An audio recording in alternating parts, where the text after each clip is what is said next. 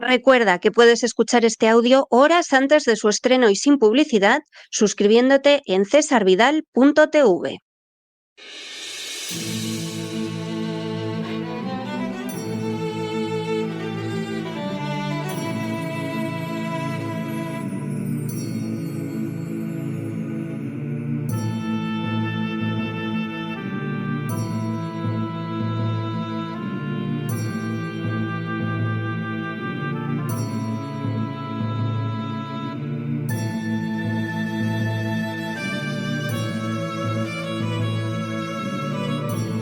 La Voz con César Vidal, desde el exilio. Muy buenos días, muy buenas tardes, muy buenas noches y muy bienvenidos a esta nueva singladura de La Voz. Soy César Vidal, hoy es el viernes 27 de junio de 2025 y me dirijo a los hispanoparlantes situados a uno y otro lado del Atlántico y del Pacífico y, como siempre, lo hago desde el exilio. Corría el año 1860 cuando Fernando Booth fue elegido como alcalde de Nueva York.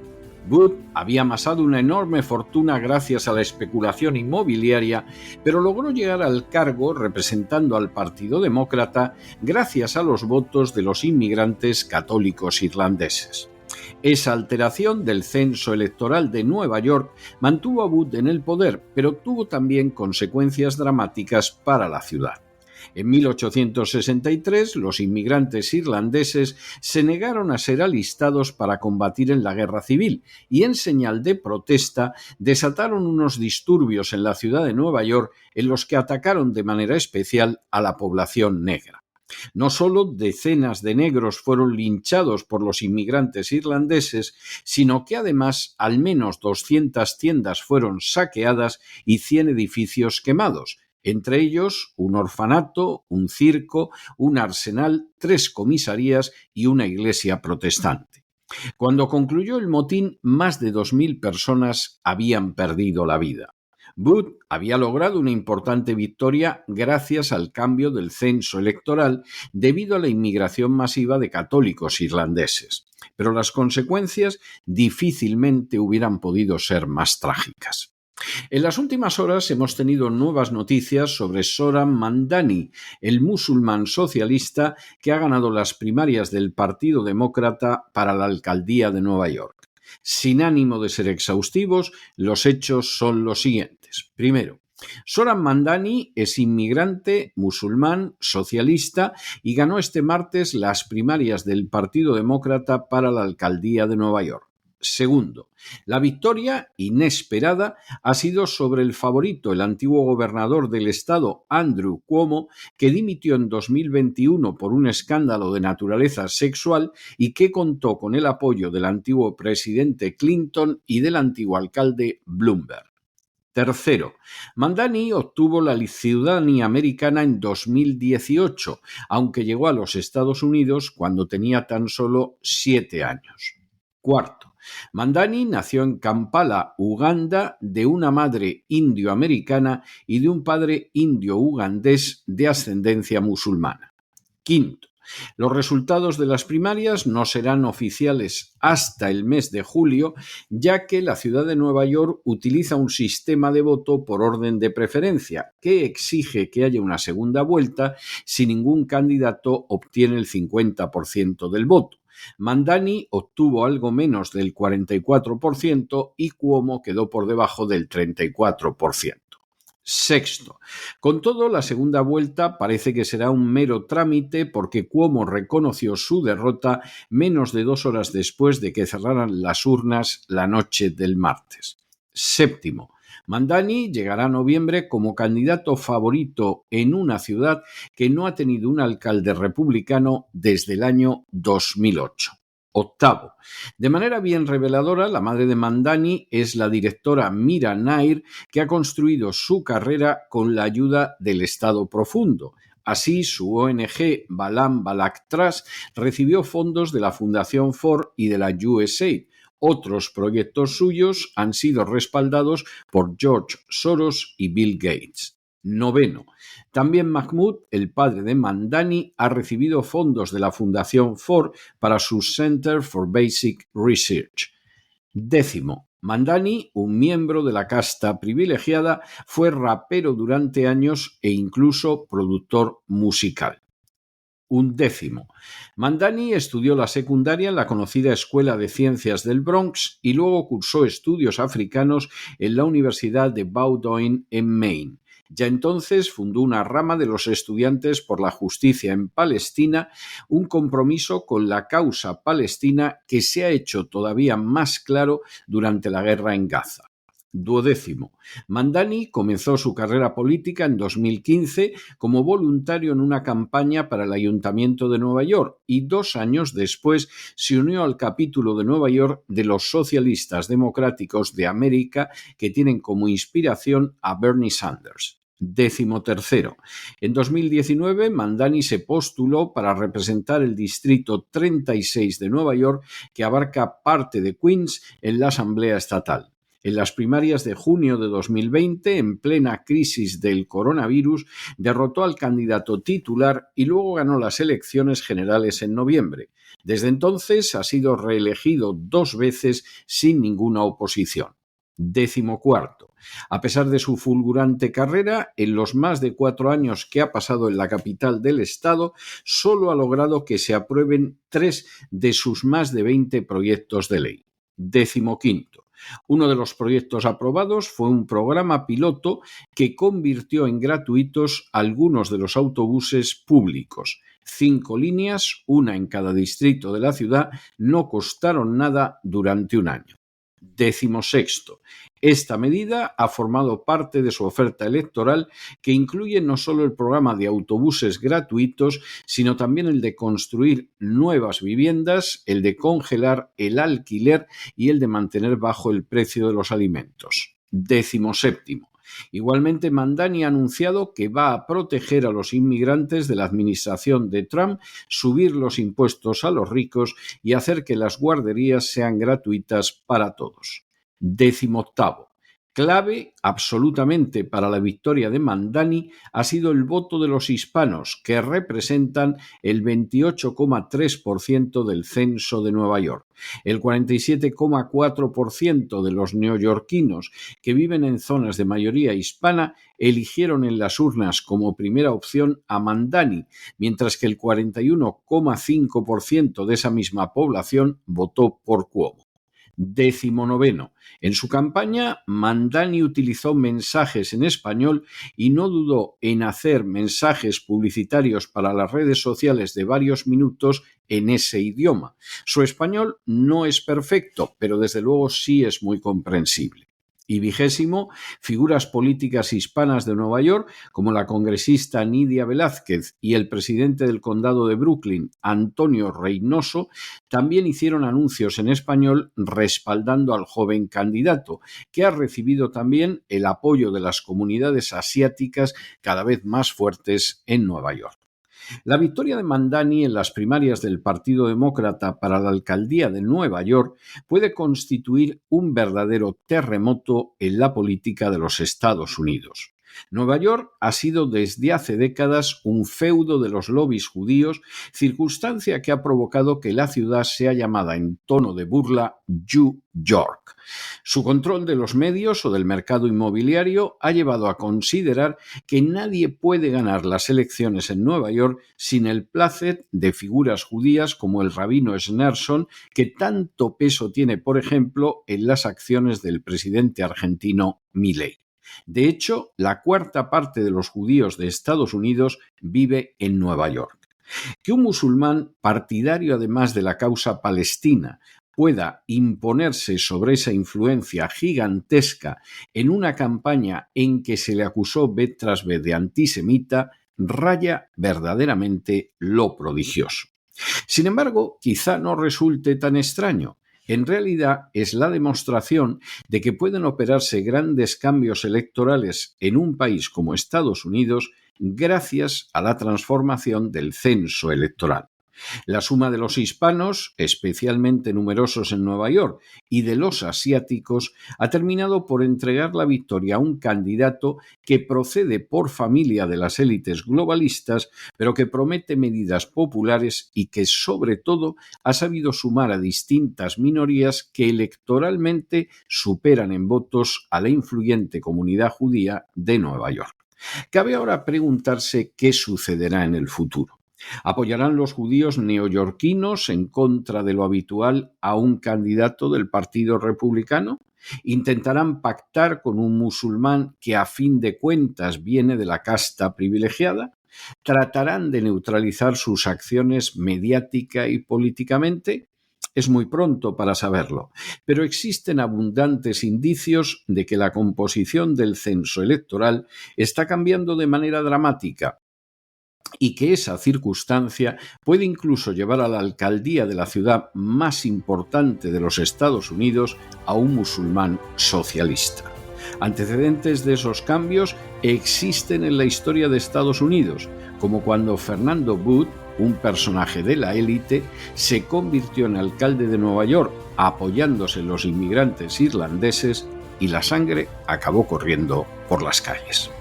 Pero no se dejen llevar por el desánimo o la frustración, y es que a pesar de que los poderosos muchas veces parecen gigantes, es solo porque se les contempla de rodillas y ya va siendo hora de ponerse en pie.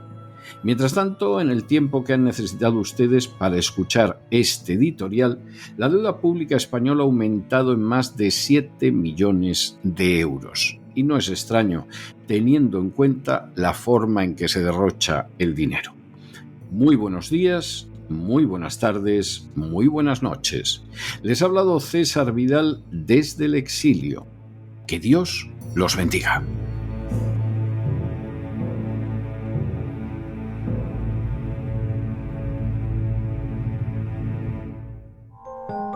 Sección patrocinada mediante crowdfunding con el siguiente mensaje: Nuestro Señor Jesucristo, el único Dios verdadero, es misericordioso y nuestro Salvador. Recuerda que puedes escuchar este audio horas antes de su estreno y sin publicidad suscribiéndote en cesarvidal.tv.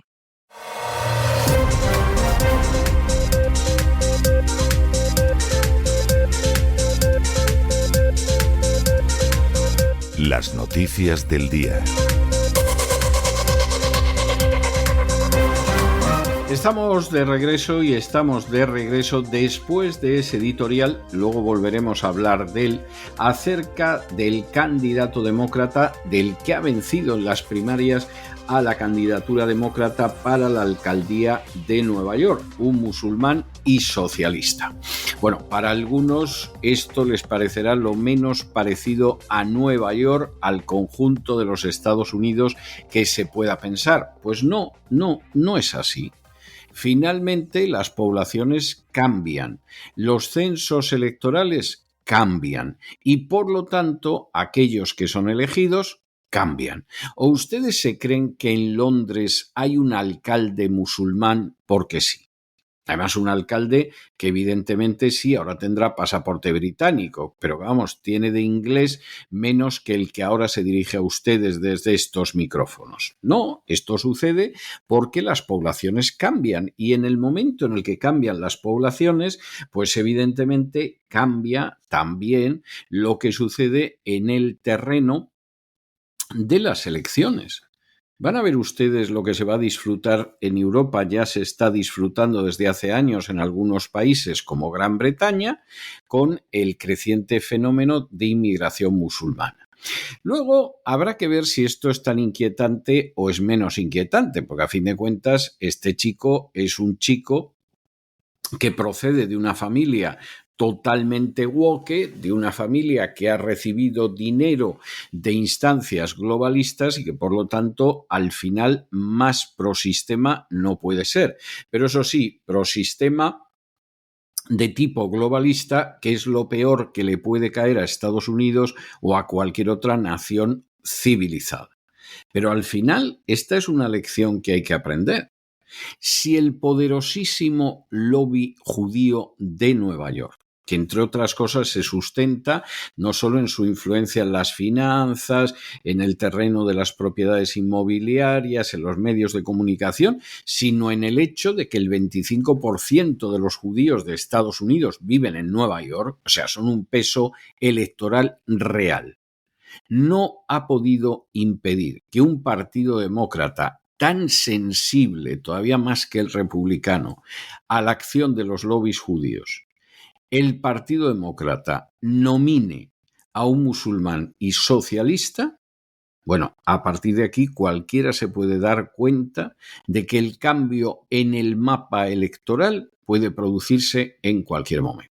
Ahora, por supuesto, vendrá la campaña para intentar tumbarlo, pero lo cierto es que esta es una realidad evidente y además basado no en los musulmanes o en los socialistas, sino fundamentalmente en los hispanos y fundamentalmente en los asiáticos. Bueno, pues insistimos, saque cada cual sus conclusiones. Nosotros entramos ya en el boletín y entramos con una noticia que vuelve a confirmar lo que les estamos diciendo desde hace tiempos, que la defensa de Ábalos, de Koldo, de Cerdán va a pasar porque se anulen las pruebas que hay en su contra.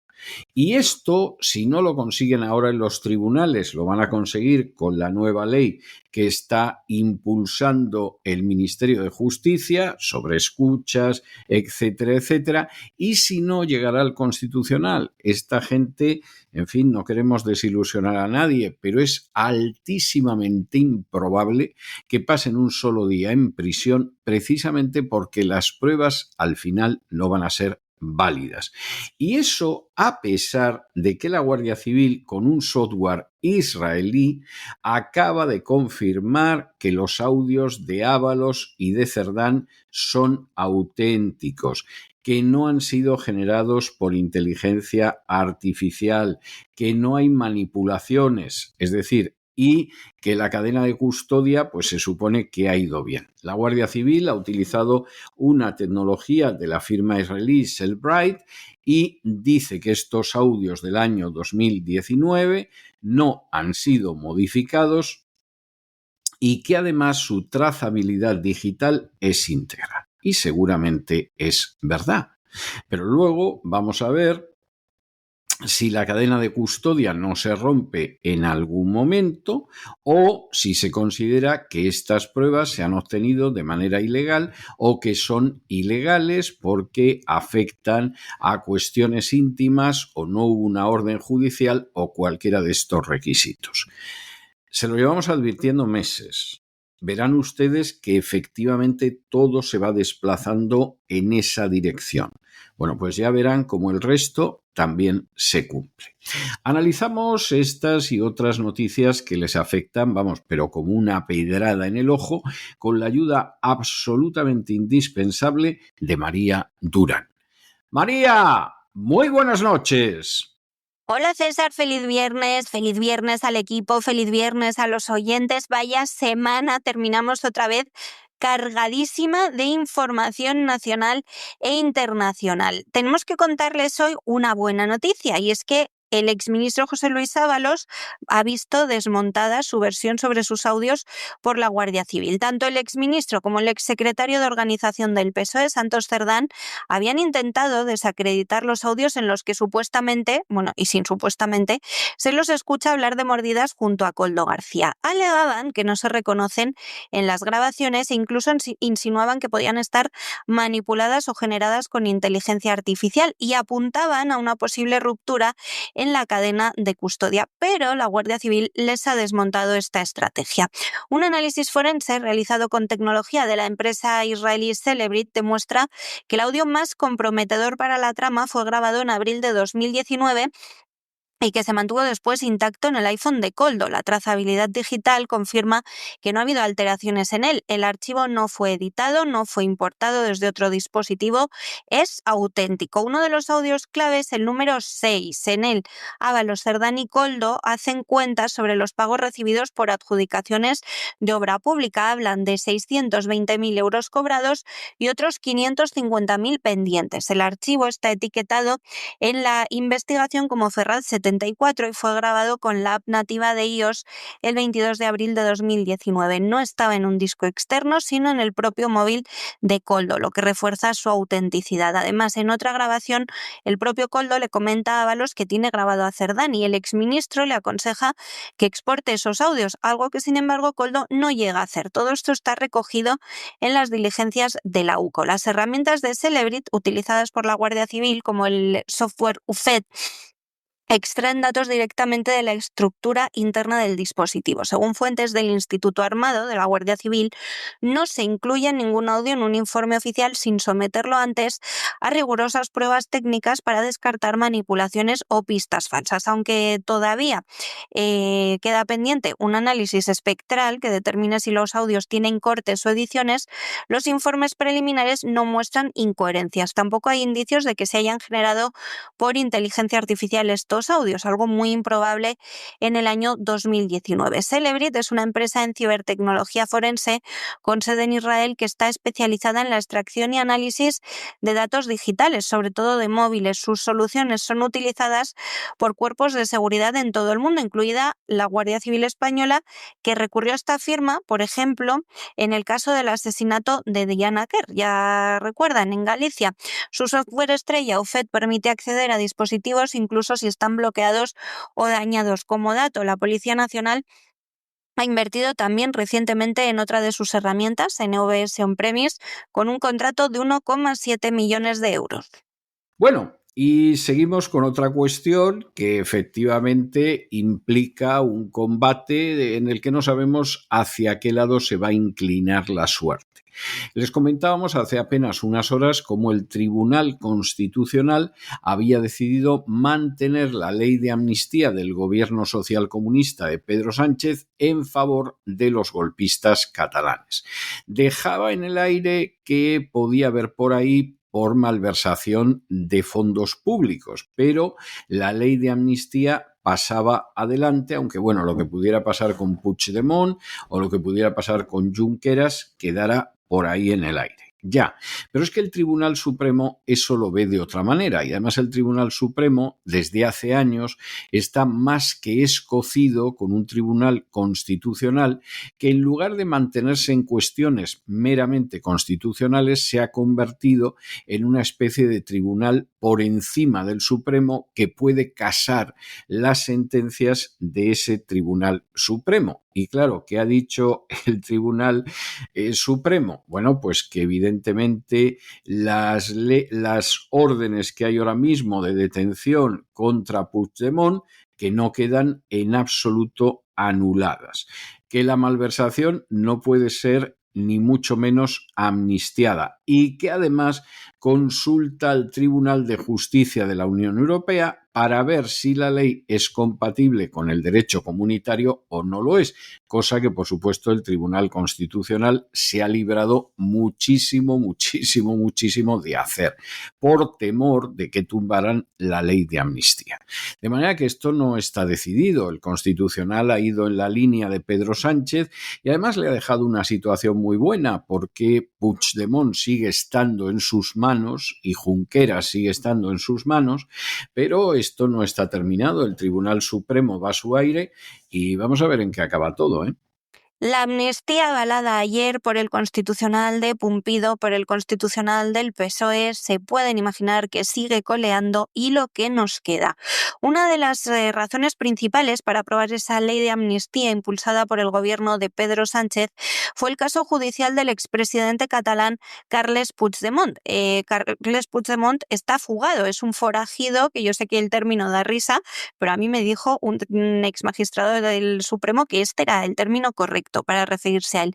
Huyó a Bélgica en 2017. Desde entonces, su partido Junts lo que ha exigido es una salida legal que le permita volver a España sin ser arrestado.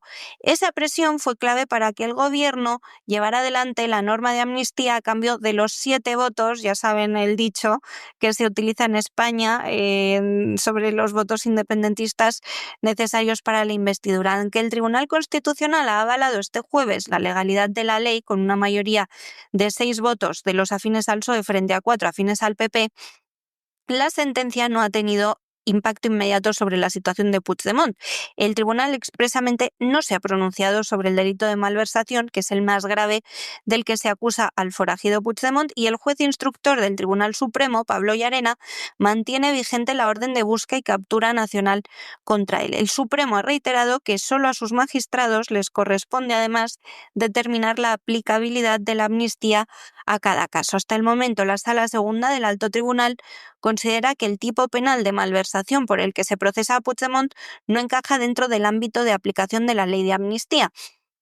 De hecho, hace apenas unos días rechazó los recursos presentados por Puigdemont y su exconsejero Toni Comín, también fugado de España, para anular decisiones anteriores que excluían este delito de la amnistía. La única novedad relevante es que si el Supremo sigue negándose a aplicar la amnistía en estos casos, los afectados podrían acudir directamente al Tribunal Constitucional en busca de amparo. Además, es probable que los abogados de Puigdemont pidan la retirada temporal de la orden de detención mientras se resuelve la situación. A medio plazo, ¿qué va a pasar? Pues que la clave va a estar en Europa. Aunque el Constitucional ha rechazado plantear una cuestión prejudicial como pedían los magistrados afines al PP, lo ha prohibido Conde Pumpido. El Tribunal Supremo, que no está en absoluto alineado con el Gobierno, sí ha anunciado su intención de consultar al Tribunal Superior de Justicia de la Unión Europea, el TJUE, sobre este asunto.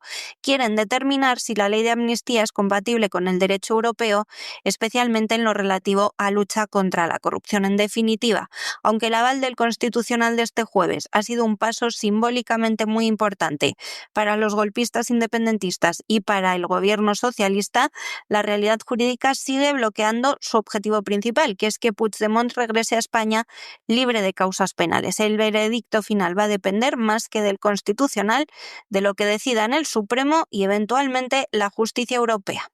Y de España nos vamos a Hispanoamérica y nos detenemos en primer lugar en Perú, donde la Administración de Justicia mantiene la prisión preventiva del antiguo presidente Pedro Castillo.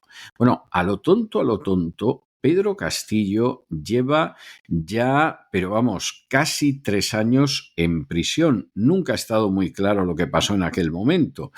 Quien ahora se dirige a ustedes piensa que a Castillo le tendieron una trampa y Castillo, que no era especialmente inteligente, cayó en ella. Pero lo cierto es que han decidido que van a mantener la prisión de Castillo. Se piense lo que se piense de Pedro Castillo, vamos a ver, una prisión provisional tiene que ser provisional y por definición no puede durar años.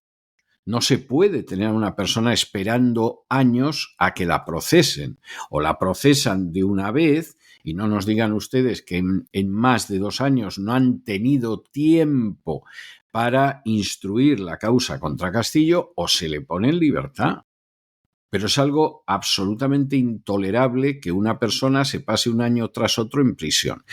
Yo recuerdo, en una época en la que todavía no se había dictado en España un límite para la prisión provisional, que llegué a conocer a personas que llevaban 5 años, incluso más, esperando a que los juzgaran.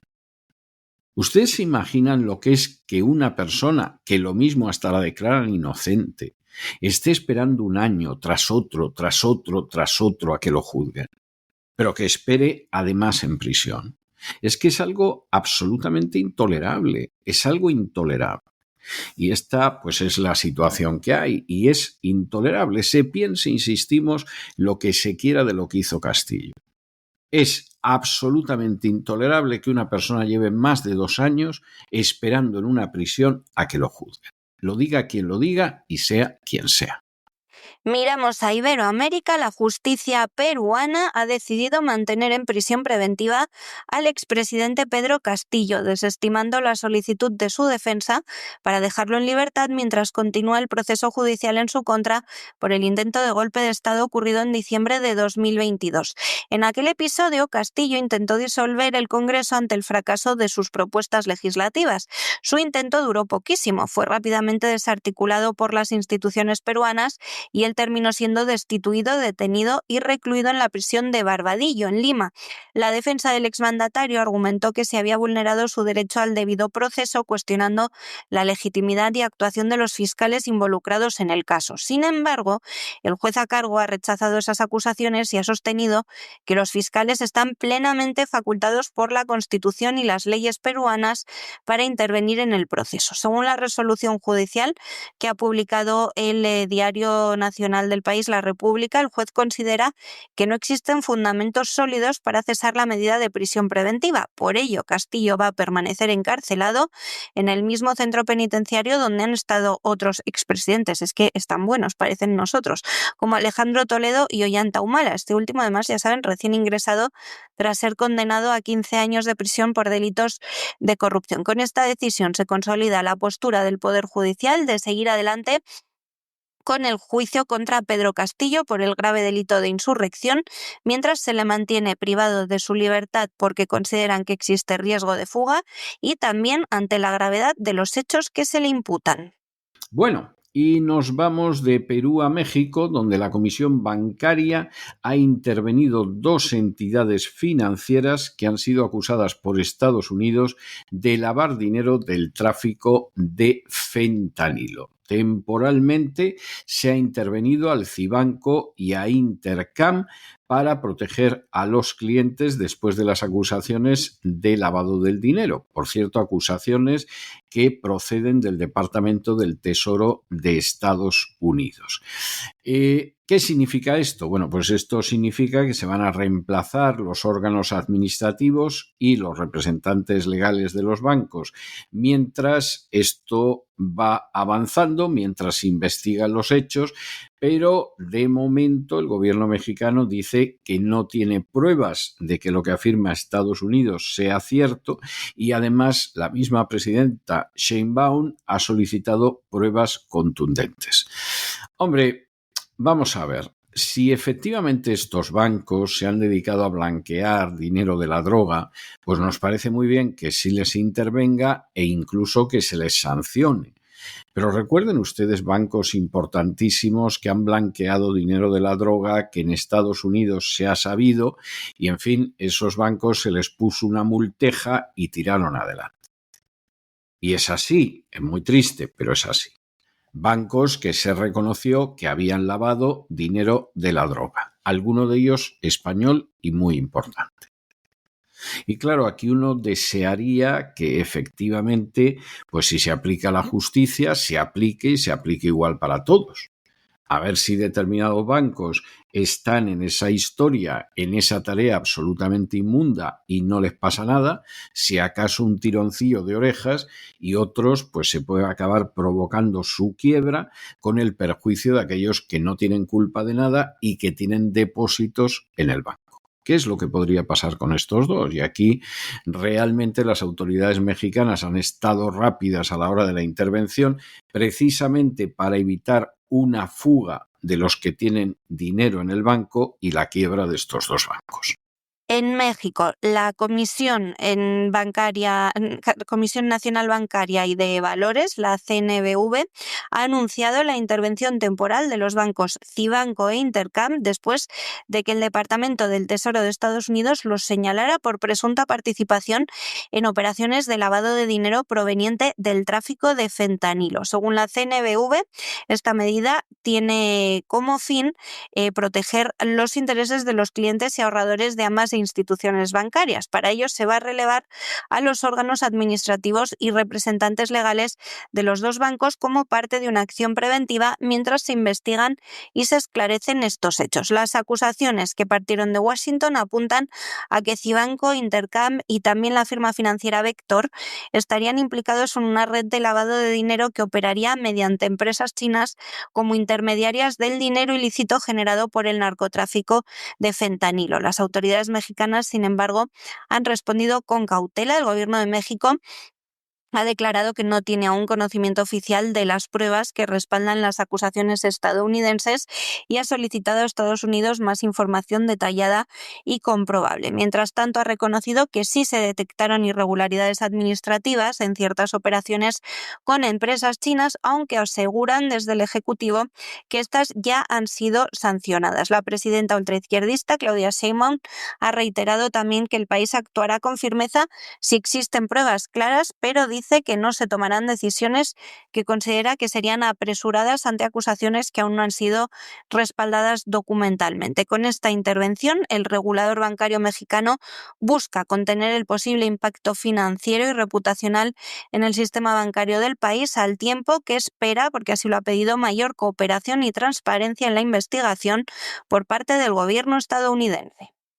Y nos vamos de la información de Hispanoamérica a la internacional, donde ya están produciéndose reacciones contra la victoria del personaje al que le dedicábamos hoy nuestro editorial, de Zoran Mandani. Ya hay un congresista republicano que se llama Andy Ogles, que acusa al candidato demócrata a la alcaldía de Nueva York de haber obtenido la nacionalidad de forma fraudulenta. Y ustedes dirán, pero de forma fraudulenta, ¿cómo?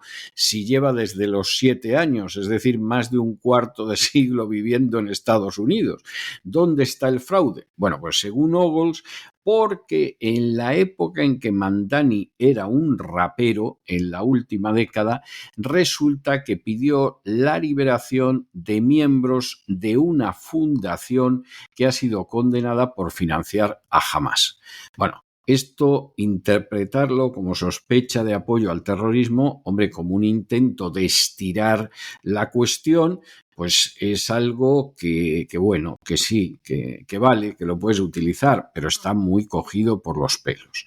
Guste o no guste, y a quien ahora se dirige a ustedes ya se pueden imaginar que Zoran Mandani no le provoca ningún tipo de entusiasmo, este hombre obtuvo la nacionalidad de una manera totalmente legal. No se le puede acusar de antisemita. A lo mejor lo será, pero la verdad es que lo oculta muy bien. Y como él ha dicho mucho en la campaña de las primarias, una cosa es ser antisemita y otra cosa es criticar al Estado de Israel. ¿Que hay antisemitas que critican al Estado de Israel? Sin ningún género de dudas. Pero hay muchísima gente que critica determinadas acciones del Estado de Israel y eso no las convierte en antisemitas. Sí es verdad que es una táctica muy habitual que cuando una persona pronuncia juicios críticos sobre el Estado de Israel, inmediatamente lo acusen de antisemita para intentar descalificarlo. No solamente es que es habitual, es que tienen ustedes grabaciones en Internet de judíos que pertenecen a lobbies sionistas en los que confiesa que no hay que discutir con la persona que está diciendo determinadas cosas sobre Israel. No hay que descender jamás a la discusión porque la discusión te la puede ganar con argumentos. Lo que hay que decir es que es antisemita y ya lo descalificas. Y esa es una táctica dialéctica que llevan utilizando desde hace décadas. No es nada nuevo, ni muchísimo menos. Y claro, acusar de esto, bueno, pues lo pueden plantear como quieran, pero la verdad es que eso va a tener una difícil andadura, Andy Ogles, que es representante de Tennessee, pues bueno, a lo mejor intenta con esto ganar puntos en determinados círculos, no decimos que no los consiga, pero verdaderamente el argumento da vergüenza ajena, pero verdaderamente vergüenza ajena.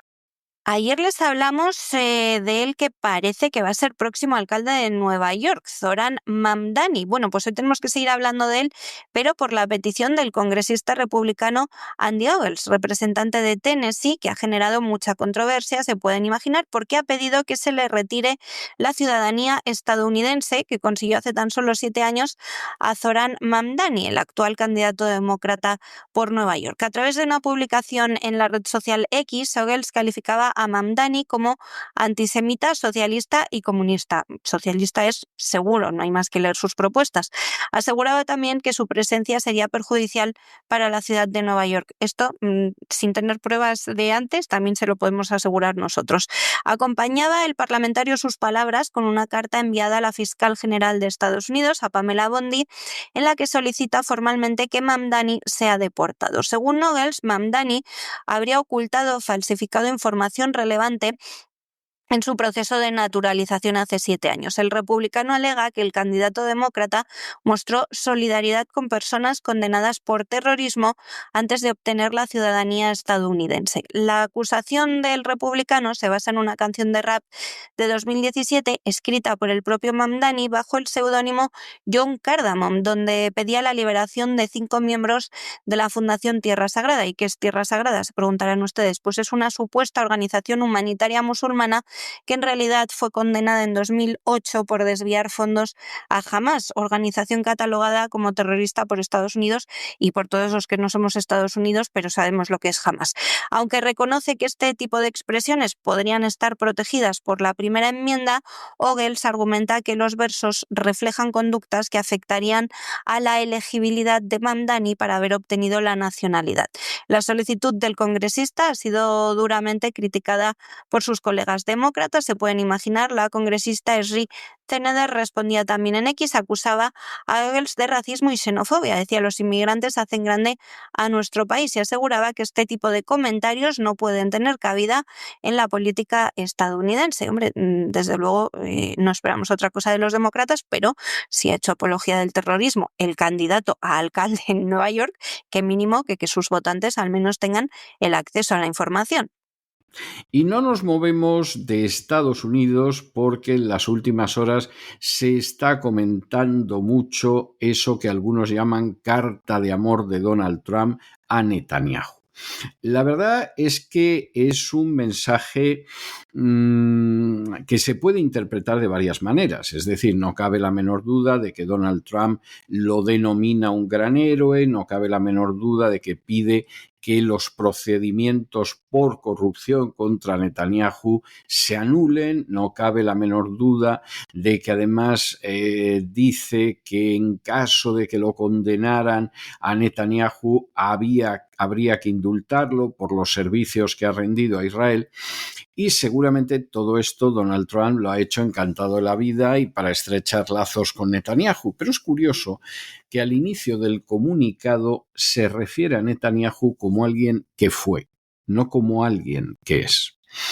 Y queda la duda de si realmente esto es un respaldo de Netanyahu para el futuro o este es el último gesto de benevolencia hacia Netanyahu que tiene los días contados.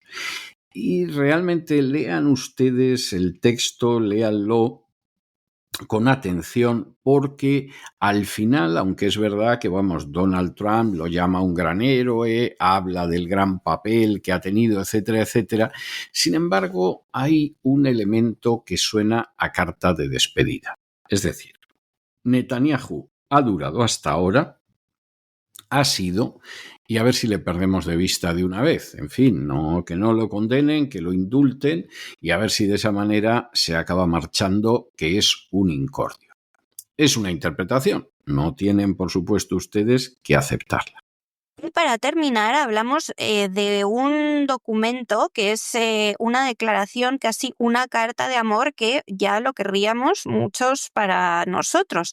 Tras el ataque israelí a las instalaciones de enriquecimiento de uranio en Irán y la proclamación de un alto el fuego que pone fin a lo que algunos llaman ya la guerra de los 12 días, el presidente estadounidense Donald Trump ha centrado su atención en su gran aliado ahora, el primer ministro israelí Benjamin Netanyahu. En una publicación en su red social Truth Social, Trump ha criticado duramente el juicio por corrupción que enfrenta Netanyahu en Israel desde el año 2020. Ha calificado este proceso judicial como una ridícula caza de brujas y ha dicho que lo considera injusto, especialmente tras la reciente operación militar conjunta con Irán. Trump elogiaba a Netanyahu con entusiasmo, llamándolo un guerrero como quizás ninguno otro en la historia de Israel y afirmando que su liderazgo fue clave para lograr la eliminación completa de una de las armas nucleares potencialmente más peligrosas del mundo. Para Trump, lo que ambos vivieron, dice, fue atravesar el infierno juntos. Además, el presidente estadounidense ha descrito el juicio a Netanyahu como una farsa política y un espectáculo de terror y asegura que es impensable enjuiciar a alguien que en su opinión ha hecho tanto por Israel. Es por ello que Trump ha pedido directamente que el juicio sea cancelado o que se conceda un indulto a Netanyahu, a quien considera un gran héroe. Este pronunciamiento refuerza esa alianza política y personal que se ha generado recientemente entre ambos líderes y sucede en un momento en el que Netanyahu intenta equilibrar su imagen de estadista frente a los graves cargos legales que aún enfrenta en su país, que no le afectan solo a él, por cierto, también a su mujer, que presuntamente acosó a testigos. Así que veremos si esta carta de Trump sirve para algo. Desde luego, de lejos parece una manera de interferir en la justicia de un país soberano. Y hasta aquí hemos llegado con nuestro boletín de hoy. María, muchísimas gracias, muy buenas noches y nos volvemos a encontrar, Dios mediante, el lunes de la semana que viene. Es todo por hoy, César, para terminar este viernes. Feliz fin de semana a todos. Y ustedes no se nos vayan, porque ya se recorta en el horizonte la silueta gallarda de don Lorenzo Ramírez, que se dirige hacia el avión del Despegamos para contarnos de qué tratará el gran reseteo de este fin de semana. Y después tendremos esa entrevista muy especial con la que concluimos el programa todos los viernes, una entrevista que van a ver ustedes cómo resulta emotiva, cómo resulta conmovedora, cómo resulta, casi me atrevería a decir, que tierna. De manera que no se la pierdan, que regresamos enseguida.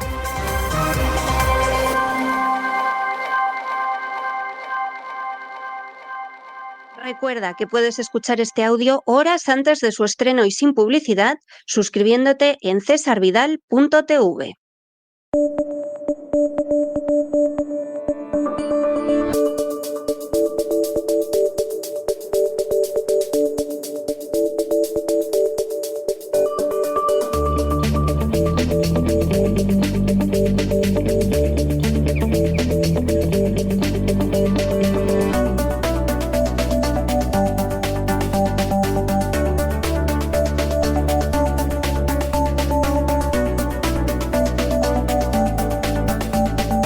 Despegamos con Lorenzo Ramírez.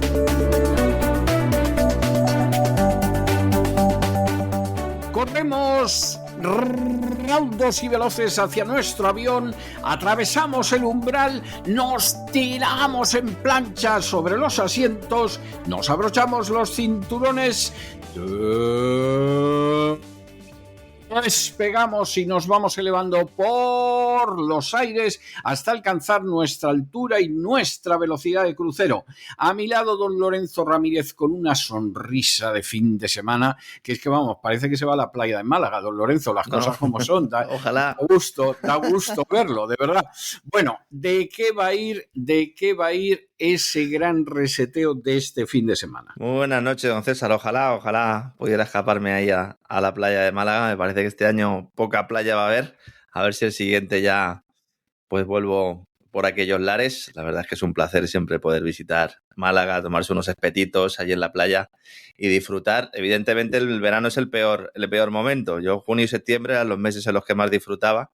Porque claro, cuando uno vive en un determinado sitio, pues ya cuando llega el verano casi le molesta, ¿no? De toda la gente que inunda y que acude, ¿verdad?, a esas playas. Y nada, pues mandar aquí un saludo a mis amiguetes de Málaga, que siempre les llevo en el corazón. Mañana vamos a hacer un gran reseteo en el que, después de esos 2 programas en los que hemos navegado, chapoteado en la cloaca española, vamos a volver a Oriente Medio. Han pasado muchas cosas en las últimas 2-3 semanas con esa guerra Israel-Irán que hemos ido pues en tiempo real analizándola, comentándola, exponiendo muchos hechos en los programas que hemos ido haciendo en La Voz, en Despegamos, en la editorial, también en el boletín, pero no pues, habíamos entrado a fondo en esa historia oculta de cómo ascienden los ayatolás, de cómo era el Irán de antes de los ayatolás, con ese Shah, con ese monarca, cuya figura pues se ha encumbrado en contraposición, ¿verdad?, con los chicos de Khomeini, y realmente pues sirve ese tipo de relato, ese tipo de discurso para defender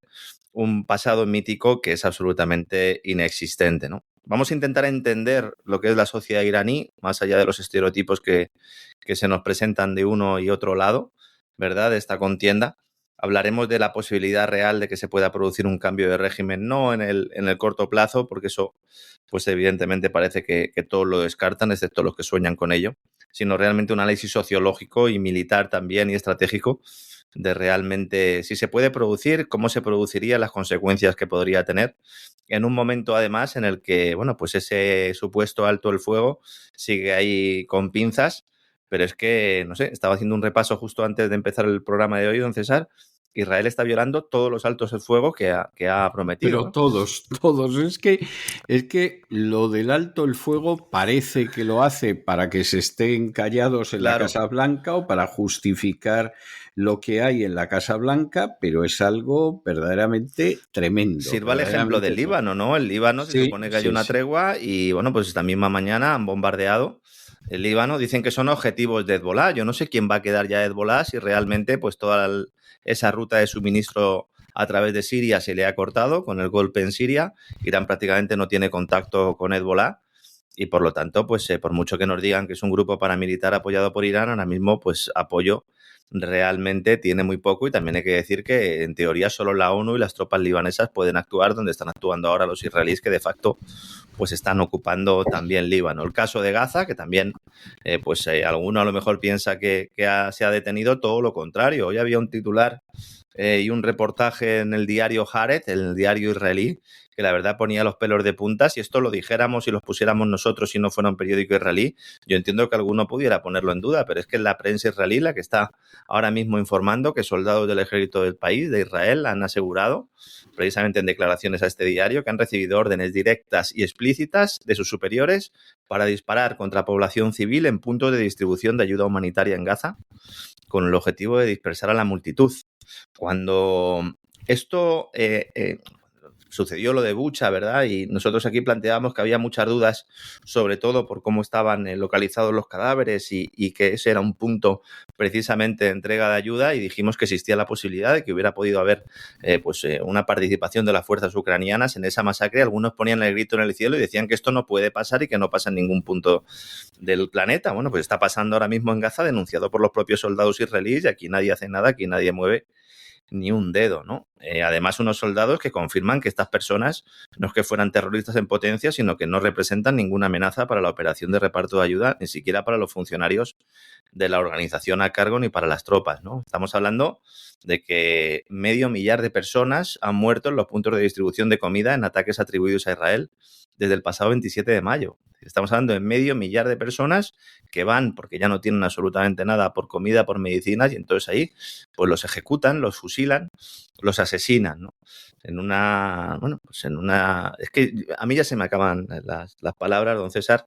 Yo todos los días siempre tengo la tentación de empezar el Despegamos hablando de esto, pero entiendo que es complicado, ¿no? Y no todos los días se puede abrir el programa con esto, pero el problema de esto es que ya no es una noticia. O sea, ya no es noticia, ya no es algo novedoso. No. Sucede todos los días, ¿no? Bueno, vamos a hablar también, ¿no?, de cómo era esa relación de Israel e Irán antes de los ayatolás. Comenzaremos hablando un poco mañana en el programa de la realidad de la oposición en Irán. Nos pintan sobre todo diarios, revistas británicas tipo Financial Times, tipo The Economist, también en Estados Unidos, el New York Times, nos pintan un escenario que tiene más que ver con el mito que con la realidad, además de una manera bastante sui generis, con descripciones muy generalistas, porque no quieren entrar a fondo a hablar realmente de lo que es el pueblo iraní. Comentaremos hasta qué punto es verdad que existe una supuesta desilusión del pueblo iraní con sus gobernantes, el efecto que están teniendo estos ataques contra esa población, que en lugar de fracturar el sistema político lo puede estar incluso cohesionando. Hablaremos de los elementos en la oposición interna que hay ahora mismo en Irán, algunos de ellos terroristas, considerados terroristas por la Unión Europea, y que por obra y gracia pues de la burocracia atlantista, de repente, como sucedió en Siria, pasan de ser terroristas a ser demócratas de toda la vida, a los cuales hay que apoyar, y si no, pues eres un traidor y comes niños por las noches. Hablaremos del heredero del Shah, que vive en Estados Unidos, además no muy lejos de de dónde está usted, don César. Hablaremos un poco de eso. El heredero del SA, vecino de don César Vidal, es un titular Bueno, vecino, en fin. No vive lejos, pero tanto como va don vecino... César a decirle, oye, a ver si apagan la Thermomix, ¿no? Que estoy intentando exacto, escribir un libro, ¿no? Sí, no, eso no se da, ¿no? Veremos también el modelo de cambio de régimen. Hay dos modelos que quiere impulsar el heredero del SA con sus amigos de Washington. El de Bulgaria, por un lado, menos explícito, y luego uno muy explícito, que es el de España. El modelo escogido es el de la transición española. Ya se podrán imaginar ustedes por dónde van los tiros. Hablaremos de una cumbre que se celebró en el año 1979, la cumbre de la isla Guadalupe, que es la que da luz verde a Khomeini para que pues, se convierta en el amo y señor de Irán. Una cumbre en la que los que estaban eran un francés, un alemán, un estadounidense y un inglés. Eso parece un chiste, eso de van un francés, un inglés y un español, y dice el francés, o sea, parece totalmente de chiste. Y dice el francés, oye, sí. A ver si ya dejamos que Khomeini gobierne en Irán, que mejor que una dictadura comunista que venga una dictadura islamista, ¿no? Claro. Así que hablaremos de esos pecados. En aquella época era lo que estaba de moda, cuando se crea o se financia a los mujahidines en la guerra de Afganistán, cuando posteriormente Obama le da la vuelta a ese argumento, pero básicamente es lo mismo con Clinton de secretaria de Estado, y no solo financian a Al-Qaeda, sino que crean al Estado Islámico con la ayuda de Arabia Saudí. Ha sido una constante, ¿no? En primer lugar era para oponerse a la Unión Soviética, luego ya para oponerse a Rusia y a China, y si no, pues en el futuro seguramente sea ya para oponerse a la invasión extraterrestre. Hablaremos de la importancia del petróleo iraní, de la importancia de la empresa British Petroleum como elemento central de la intervención de británicos y estadounidenses en Irán. Hablaremos de los varios golpes de Estado que se han producido en Irán, patrocinados fundamentalmente por el MI6 y que han contado con la ayuda de la CIA, sobre todo a partir del golpe que acabó con Mossadegh después de que intentara nacionalizar la Anglo-Persian Oil Company, hoy conocida como BP. Estudiaremos el papel real de Jimmy Carter y de la administración Carter en todo aquel proceso, también de la Comisión Trilateral. Veremos cómo las élites financieras de la City y de Wall Street también participaron en ese proceso, cómo Khomeini intercambió cartas ya desde muchos años antes con las élites de Estados Unidos para solicitarles permiso para poder acometer esta revolución. Veremos cómo en la última época del Shah se produjeron atentados de bandera falsa y una masacre en una plaza de Teherán donde se manifestaban contra el Shah un buen número de personas. Acabó con una matanza tremenda. Hablaremos de ese exilio del Shah, de la crisis de los rehenes también, de cómo posteriormente Reagan y los suyos aprovechan para hacerle la pinza a Carter, le meten en una trampa, retrasan voluntariamente el fin de la crisis de los rehenes, y luego pues finalmente también hablaremos de los negocios israelíes en el Irán del Shah, para al final del programa pues hacer un panorama, un análisis de lo que ha sido esta zona lamentablemente de desestabilización permanente. Hablaremos de los peligros de todos los cambios de régimen inducidos desde el exterior y que suelen acabar con estados fallidos. Solo hace falta ver lo que ha sucedido en Irak, en Afganistán, en Libia y en tantos países. Y bueno, pues espero que pasemos un rato agradable con estos calores que son propios del momento. Hay muchos periódicos hoy en España que están diciendo que hay una ola de calor a finales de junio, principios de julio. Antes lo llamábamos verano.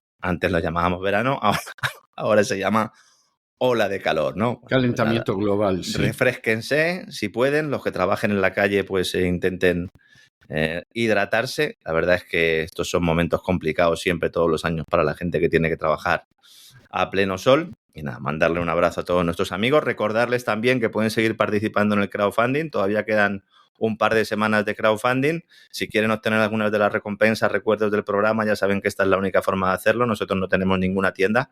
Solamente cuando se abre la campaña de crowdfunding es el momento de colaborar y a cambio, pues en esas recompensas elegir lo que ustedes consideren oportuno. Y nada, pues si alguien no está suscrito todavía a cesarvidal.tv, pues le animo a que lo haga, porque además ahora en verano, en cuanto paremos la voz, nosotros vamos a seguir ahí en el gran reseteo, usted y yo, el resto de contenidos del programa, La Mafia Feminista, Buscando el Cao con don Gustavo Vidal, Camino del Sur, todos los contenidos que siempre ofrecemos, los documentales pues en el verano pues también podrán estar acompañados, aunque el programa diario, bueno, pues se detenga, porque también tenemos que descansar un poco, porque la verdad es que cada temporada es más intensa. No sé si es por la edad, don César, o por los acontecimientos, pero a mí casi me cuesta cada día más acabar estas temporadas. No, yo creo que la edad no es tanto, y menos en su caso, que además es bastante más joven que yo. Yo creo que es porque esto cada vez es más intenso, y vamos a ver, el Gran Reseteo ha sido muy intenso desde el principio, pero yo insto a la gente a que compare los primeros programas del Gran Reseteo, que eran extraordinarios, parecían pero de eran juguete, los primeros, parecían de juguete, y vean los programas de las últimas temporadas, y bueno, es que eso ha crecido como el Despegamos, que usted recuerda que quedamos en que íbamos a hablar un cuarto de hora. Un cuarto de hora, sí. Íbamos a hablar un cuarto de hora y un fue cuarto de hora llevo rajando hoy yo aquí, y es la presentación del programa de mañana. Y es el corto, efectivamente. O sea, yo recuerdo cuando me puse en contacto con usted y le dije, mira, Lorenzo, dinero tenemos muy poco, te vamos a pagar muy poco, pero tampoco va a ser mucho. O sea, tú en un cuarto de hora, lo sumo 20 minutos, resumes lo más importante. Bueno, pues usted tiene todos los días una hora más el cuarto de hora y cobrando la misma miseria. O sea, que es que realmente la cosa ha ido creciendo de una manera verdaderamente impresionante. Bueno, los estipendios también progresivamente han ido subiendo. Yo la verdad es que estoy contento, sobre todo, de que podamos mantenernos gracias a nuestros oyentes. Ese es el principal valor añadido que nos da a nosotros el trabajo, porque nosotros a ustedes les aportamos lo que tenemos, pero a nosotros lo que realmente nos da esa libertad y esa capacidad es saber que no tenemos un Telefónica, que no tenemos un Banco Santander, un JP Morgan del que depender, ni ningún tipo de publicidad institucional. Y afortunadamente, gracias a tener la plataforma propia, pues si en algún momento dado cualquier plataforma externa, como nos sucede prácticamente todas las semanas, decide que alguno de nuestros programas es censurable, pues siguen pudiendo tener acceso a través de él. A los Despegamos, gracias a los que participan en el crowdfunding, y en cesarvidal.tv, pues gracias a los que son suscriptores premium, a los cuales pues espero, como siempre, mañana al pie del cañón, que lo vamos a pasar bien. Estos programas de historia son muy bonitos porque además don César conoce muchas anécdotas y muchos hechos de primera mano. Yo los tengo que leer, en su caso él conoce muchos de primera mano, y mañana pues vamos a hacer un ten con ten y vamos a ir ahí pues desbrozando un poco, ¿no? Lo que es Irán, lo que es la sociedad iraní, lo que lo ha sido, sobre todo en los últimos 30, 40, 50 años, y complementando también pues el resto de programas que hemos dedicado a Irán en esa serie que ya don Isaac ha puesto en la propia aplicación con todos los programas que hemos dedicado a esta cuestión. Tenemos el del especial en Tierra Santa, que fueron muchísimos programas, y luego otros que en el encuadre objetivo Irán, cuando ya pues la pasada primavera decíamos que el escenario que se está produciendo en estos momentos era más que plausible, aunque esperábamos equivocarnos, y lamentablemente pues no hemos ido muy desencaminados, don César.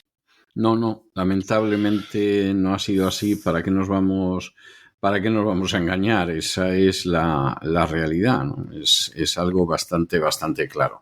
Bueno, pues fantástico, don Lorenzo, como siempre. El programa de Irán, a mí no me cabe la menor duda de que va a ser un programa de rechupete, y nos volvemos a encontrar pues este fin de semana en el Gran Reseteo, y el lunes de la semana que viene nos encontramos en una nueva edición, no resumida como la del viernes, sino como es habitual. Penúltimo lunes de la temporada. Penúltimo lunes, es que oiga, ¿cómo pasa el tiempo? Si es que parece que fue ayer cuando empezamos esta temporada, ¿eh? O sea, yo voy con la lengua afuera, ¿eh? Sí, le creo. Yo este año, sin embargo, estoy acabando mejor, estoy más fresco, casi podría decir por qué, pero no lo voy a decir. Claro, es que usted ahora por dentro está ilusionado. Yo estoy muy renovado, y entonces, claro, pues estoy acabando la temporada que voy echando. Yo le recomiendo de todas maneras que si no tiene, que se compre un sofá cama. Es fundamental que lo tenga en su casa para lo que pueda pasar en los próximos meses. ¿Ah, sí? ¿Usted cree? Bueno, no termino de ver por qué, pero bueno, me ha dejado pasmado. Luego me lo explica usted fuera del micrófono. Un abrazo muy fuerte, don Lorenzo. Fuerte abrazo, don César. Hasta mañana. Recuerda que puedes escuchar este audio horas antes de su estreno y sin publicidad, suscribiéndote en cesarvidal.tv.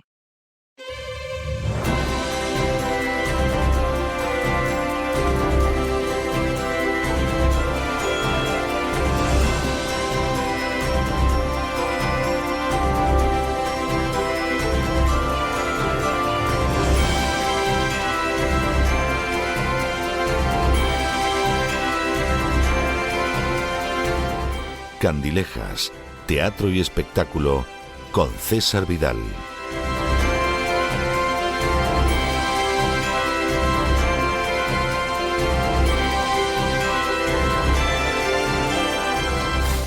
Estamos de regreso para esa entrevista especial que tenemos todos los viernes por la noche y con la que concluimos las singladuras de La Voz de toda la semana.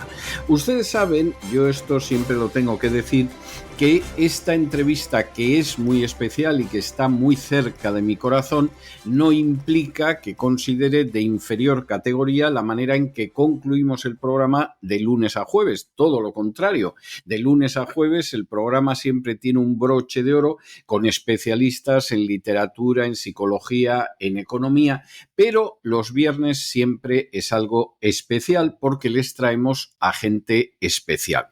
En ocasiones esa gente especial es conocida en todo el mundo. Es ese director al que le dieron un Oscar de la Academia de Hollywood, es esa persona que sigue paseando el bel canto por los teatros de medio planeta, es esa bailarina de ballet que todavía pues va haciendo las delicias de los que la ven en todo el orbe.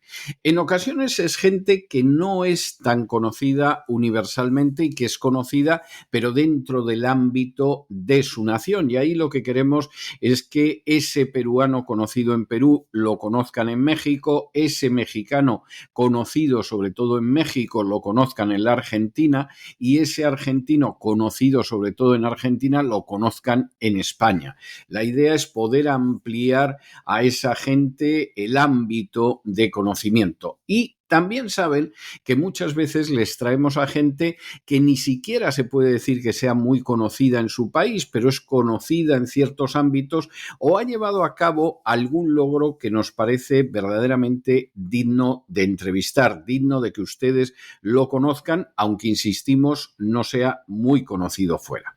Es el caso de la persona a la que tenemos invitada esta noche, que acaba de publicar su primera novela y que además es una novela que va mucho más allá de lo que podría parecer. Inicialmente podría dar la sensación de que se trata de una novela dirigida a niños, dirigida a jóvenes, que bueno, cuenta sirviéndose de personajes animales una peripecia y que no tiene mayor trascendencia. Yo tengo que decirles que he leído la novela y a mí me parece una de esas novelas que conmueve, pero que además tiene un mensaje que es verdaderamente hermoso, profundamente humano y que merece la pena que ustedes conozcan, porque está totalmente imbricado, totalmente insertado en una situación enormemente humana que seguramente muchas de las personas que nos escuchan también han tenido que vivir. Por cierto, además, es una novela que se acaba de publicar hace apenas unos días.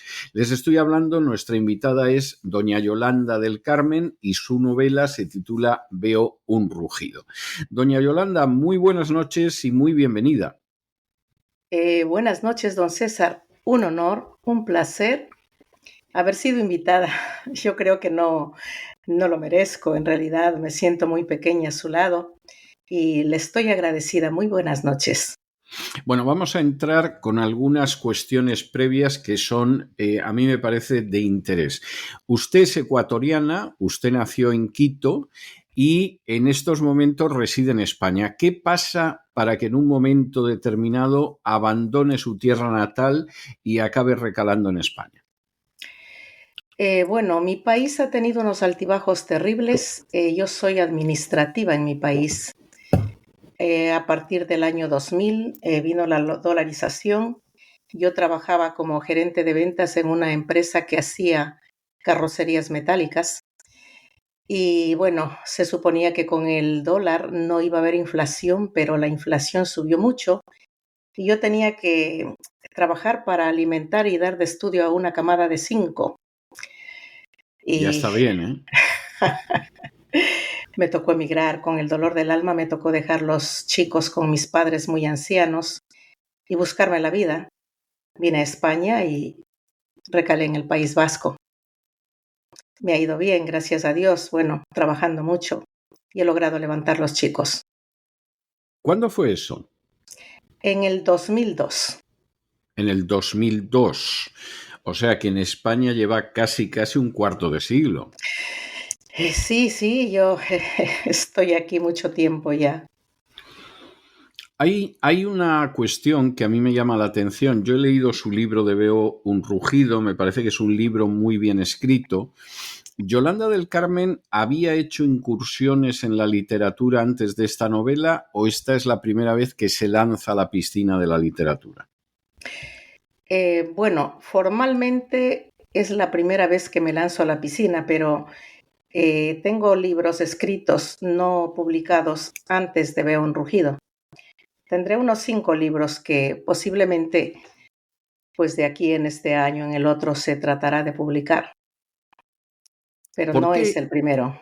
¿Por qué escribe Yolanda del Carmen? Porque en este libro que lo vamos a hablar ahora está clarísimo por qué escribe y lo que busca con este libro, pero ¿por qué ha escrito antes? ¿Necesita escribir? ¿Necesita comunicar algo? ¿Es una manera de volcar en el papel sentimientos que quizá no se pueden expresar de una manera tan abierta? ¿Por qué escribir? Escribo desde que tengo 15 años. Bueno, en el colegio uno empieza escribiendo, ¿no?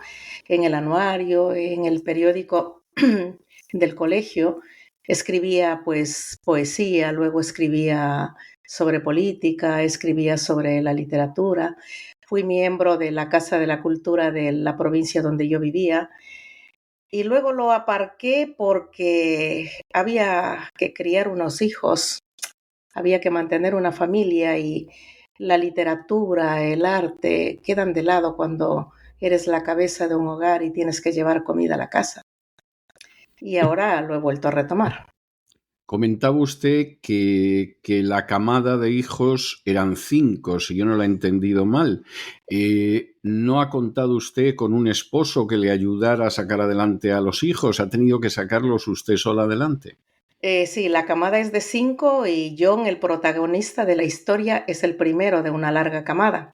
Su padre estuvo presente hasta que mi hijo mayor tendría unos 12 años o 13 y se marchó dejándonos como buen latinoamericano. Bueno, es bastante triste, la verdad es que es bastante triste porque salir adelante con 5 hijos es algo heroico, casi la podríamos entrevistar solo por eso. ¿Cómo consigue una madre en un momento determinado sacar adelante una familia de 5 hijos? Porque estamos muy acostumbrados a oír hablar acerca de la conciliación, de la necesidad de tener una serie de ayudas, de respaldos, cuando generalmente se habla de una familia en la que hay un niño, a lo sumo 2, ¿cómo se saca adelante a 5 niños siendo una madre sola? Bueno, tuve el apoyo de mis padres. Mi padre, antes del resquebrajamiento económico en Ecuador, era un hombre, un agricultor que tenía sus tierras, las vendió y tenía un pequeño capital. Mi padre fue mi apoyo más grande con mis hermanas mayores. Y naturalmente yo he trabajado toda mi vida, pero hasta que el pequeño, que ahora tiene 31 años y es abogado, tuvo 7 años, mi padre se daba el lujo de apoyarme económicamente y vivíamos en su casa, pero yo he trabajado todo el tiempo. Ha sido muy duro, ¿no? Es duro, pero creo que en todo esto prima el amor que usted pone por los hijos, ¿no? No abandonarlos y sacarlos adelante decentemente con una educación, bueno, hasta donde se puede llegar. Y ¿en qué medida eso todavía no se ve más dificultado cuando se produce un trasterramiento y tienes que dejar tu país y acabas en un país donde se habla la misma lengua, pero evidentemente la cultura es distinta y lógicamente te ven como extranjero? Eso es muy duro. A más del dolor de dejar a los chicos, de dejar tu familia, ¿no? Tus lazos, tienes el tratar de insertarte en un lugar donde yo en el País Vasco, ¿no? No voy a hablar mal de este país, pues de esta ciudad, me acogieron porque trabajo. Aquí los vascos respetan mucho a las personas que trabajan, pero llevas encima esa carencia, esa culpabilidad, primero de haber dejado a los chicos, ¿no? Luego, pues eres un extranjero que se busca la vida duramente y pues es difícil, pero bueno, lo logras con esfuerzo y mi esfuerzo, pues, y mi objetivo era poder educarlos. Creo que en ese sentido poder darles un poco más de lo que hubiese podido en Ecuador. Vamos a entrar en su novela. Es una novela que ha publicado la editorial Círculo Rojo, que se titula Veo un rugido, y que yo diría que engaña porque uno pensaría que es simplemente un relato infantil y aquí hay mucho más allá. Primera cuestión, ¿por qué decide Yolanda del Carmen escribir Veo un rugido? Bueno, esa pregunta me hizo un periodista digital. Me hizo dos preguntas un poquito comprometidas, ¿no?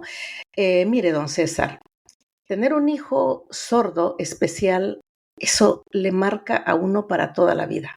Le marca para bien y también le marca con cosas dolorosas.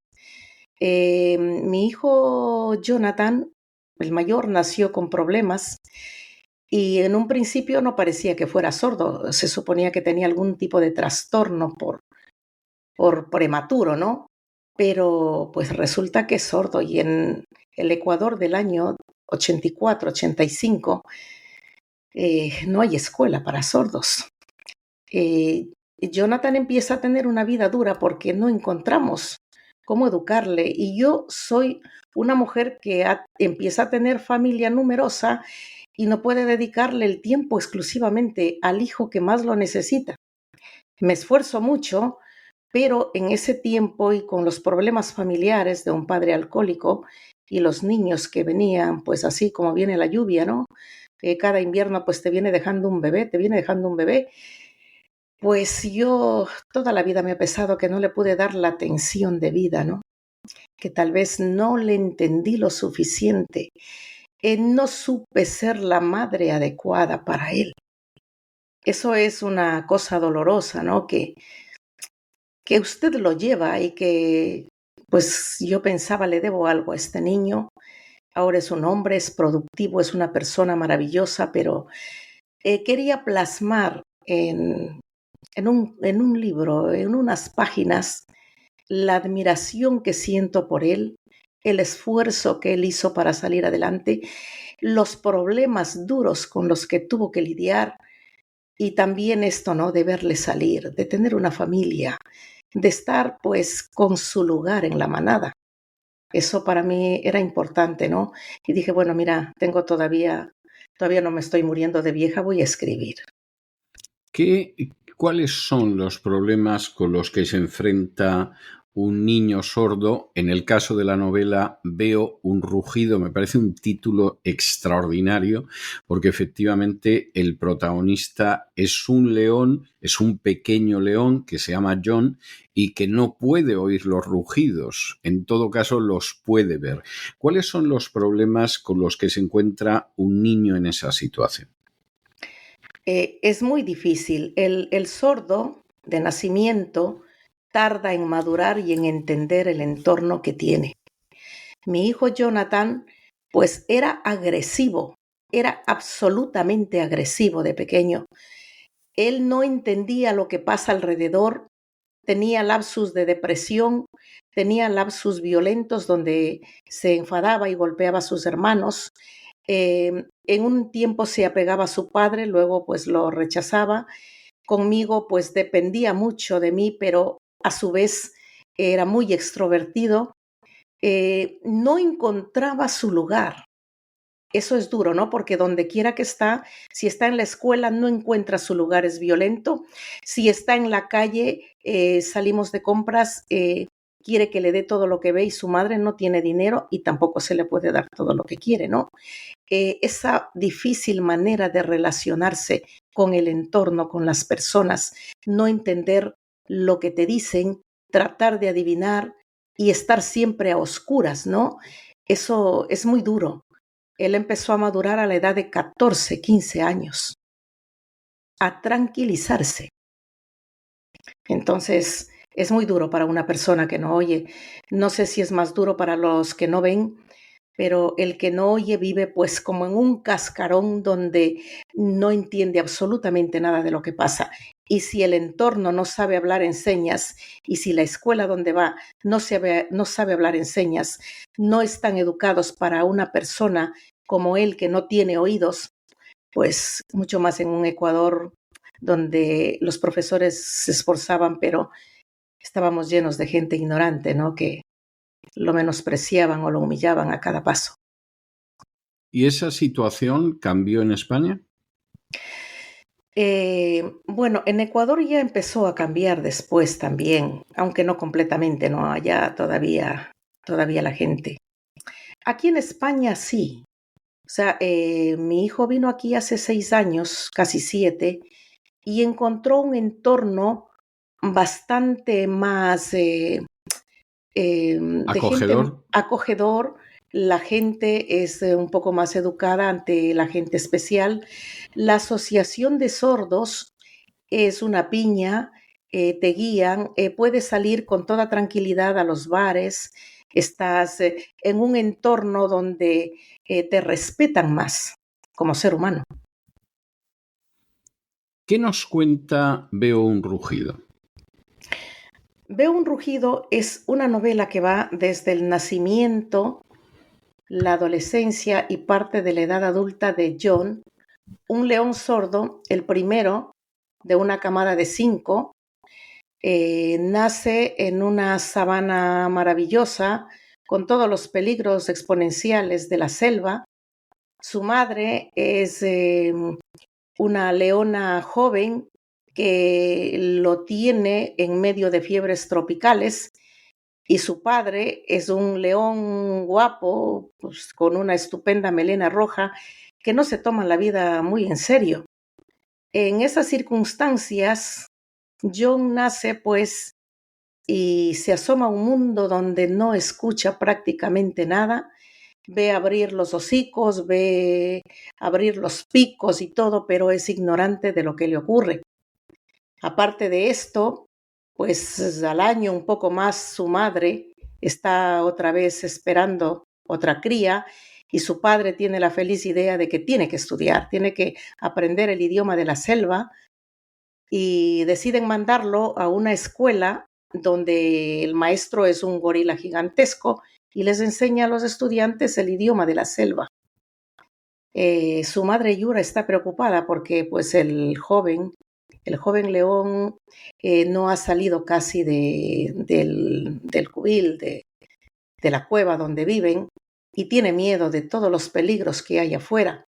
Pero el padre insiste y además con otra cría en camino, pues Yura, su madre, lo lleva, y es la primera decepción que tiene nuestro pequeño león porque en medio de sus compañeros normales, el maestro es una bestia peluda y les enseña unos cantos, les enseña la manera de cazar, pero el pequeño no escucha, no entiende nada y termina agarrando del pescuezo al gorila y pues tirándolo a una laguna y poniéndole un saco de plumas. En esas circunstancias y todas las circunstancias malas que atraviesa el pequeño John, aparece un papagayo encima de su cabeza por allí que le dice lo malo que es, lo infeliz que es, que no sirve para nada, que su madre no lo quiere, que su padre tampoco, y empieza esa desesperanza. ¿Y cuánto hay de autobiográfico, cuánto hay de experiencia personal en esta historia de ese león que ve los rugidos? Bueno, yo creo que el 90% es una autobiografía. John, los chicos y yo hemos pasado todas esas peripecias, bueno, contadas a modo león en la selva, ¿no? Con todas las fieras, las serpientes, y un padre que bebe el agua mala en la quebrada con las hienas. Pues eso sí, es una autobiografía, es mi modo de explicarle a Jonathan, a mi hijo, que hice lo que pude por él. Bueno, me parece verdaderamente conmovedor. Yo reconozco que a mí el libro me ha conmovido muchísimo. Esa es la realidad. ¿Por qué este libro? Evidentemente este libro tiene varios aspectos de utilidad, por decirlo de alguna manera. No me cabe la menor duda de que la autora ha volcado mucho de sus sentimientos y muchas de sus experiencias en estas páginas. No me cabe la menor duda de que el relato es muy entretenido, es decir, el niño que se quiera entretener o el jovencito que se quiera entretener, pues se va a entretener muchísimo leyéndolo. Es un libro que está bien escrito, que se lee con facilidad, en ese sentido merece la pena leerlo, pero ¿hasta qué punto este libro puede tener una utilidad que vaya más allá de permitir a la autora expresarse y que vaya más allá del entretenimiento de los niños? Bueno, este libro está narrando la dificultad de una persona sorda por integrarse al mundo, toda su lucha, las carencias, los vicios que agarró, la parte como adulto donde se enamora y es rechazado. Entonces, en el problema de los sordos, yo veo esto en Ecuador, aunque en Ecuador es un poco más duro, y aquí en España, es la falta de integración que tienen, ¿no? No son todos como mi hijo, que es bastante abierto con la gente. El sordo tiene problemas de integración. El libro lo que trata es demostrar que la familia y las relaciones personales son importantes, muy importantes a una persona con carencias físicas, y que el tener una familia al lado, el tener unos hermanos, una madre, unos abuelos, unos amigos que te ayudan, que te apoyan, te va a permitir vivir de alguna manera mejor. El amor siempre ayuda. El amor, la amistad siempre va a ayudar. Una persona que tiene problemas de oído, de visión, que tiene alguna falla física, se va a dar cuenta cuando lea el libro que hay una esperanza, que no todo es negro, que hay chaparrones, hay problemas duros, pero que después de estos problemas, como a John, siempre sale el sol, siempre podrá contar con su familia, con sus hermanos, siempre hay una oportunidad para salir adelante. El mensaje del libro al final podría quedar resumido en esa frase de que el amor siempre ayuda. Sí, el amor siempre ayuda. Eso estoy más que segura. A Jonathan lo hemos amado mucho. Sus hermanos lo aman. A veces le han dado alguna torta. Sí, ella sabe, los leones rugen y, bueno, usted conoce Latinoamérica, ¿no? Sí. Lo han amado tanto que lo han arrastrado a cuestas por donde han podido. Pero todo eso se ha hecho por amor. Y él ahora es un hombre que tiene una familia, una esposa, tiene 2 cachorros muy fuertes, oyentes, y ha salido adelante. Ha encontrado su lugar en la manada. Bueno, es un mensaje verdaderamente muy hermoso. Sinceramente, el libro es muy hermoso. Recuérdenlo ustedes, el libro se titula Veo un rugido y lo ha publicado la editorial Círculo Rojo en el género de novela. Es un libro que acaba de salir del horno prácticamente, porque ha salido en esta segunda mitad de este mes de junio, pero es un libro que merece la pena leer, es un libro para reflexionar, para emocionarse, realmente para abrir el corazón a realidades que quizá muchas veces pasamos por alto, aunque estén ahí, y es un libro además escrito con una sensibilidad exquisita, diría yo, que es la sensibilidad de su autora, de Yolanda del Carmen. Doña Yolanda, yo le tengo que dar las gracias por este tiempo que nos ha cedido, por la paciencia que ha tenido en someter someterse a la batería de preguntas. Y en otra época, cuando estas entrevistas tenían lugar cara a cara, vis a vis, en un estudio, yo tenía la costumbre de regalar uno de mis libros a la persona que había tenido la enorme gentileza de regalarnos una parte de su tiempo para estar con nosotros. Se lo dedicaba, siempre le decía que no estaba obligado a leerlo, ni mucho menos, era un pequeño detalle por el hecho de acudir a esa entrevista, pero esto en el ciberespacio es imposible. Y, por supuesto, yo me tengo que limitar hoy en día a dejar una melodía, una canción, una pieza musical a aquella persona que ha tenido la gentileza, la paciencia, la amabilidad de cedernos una parte de su tiempo para estar con nosotros. Yo le voy a dejar con una canción que habla de leones y una canción que además es una canción africana que habla de amor también, y es una canción que se titula El león duerme esta noche. De modo que le voy a dejar con este león que duerme esta noche, deseándole lo mejor para su león sordo y para el resto de leones, y deseándole también lo mejor en esta carrera literaria que ha empezado ahora y que yo espero que no concluya, sino que siga en el curso de los próximos años. Doña Yolanda, muchísimas gracias, un abrazo muy fuerte y hasta siempre. Hasta siempre. Y con estos compases del león duerme esta noche hemos llegado al final de nuestra singladura de hoy del programa La Voz. Esperamos que lo hayan pasado bien, que se hayan entretenido, que incluso hayan aprendido una o dos cosillas útiles. Y los emplazamos para la semana que viene, Dios mediante, para el lunes de la semana que viene, Dios mediante, en el mismo lugar y a la misma hora. Y como siempre, nos despedimos con una despedida sureña. God bless you. Que Dios los bendiga. El programa La Voz es una producción de Artorius Incorporated y al amparo del derecho a la libertad de expresión. No se hace responsable de las opiniones vertidas en el curso del mismo.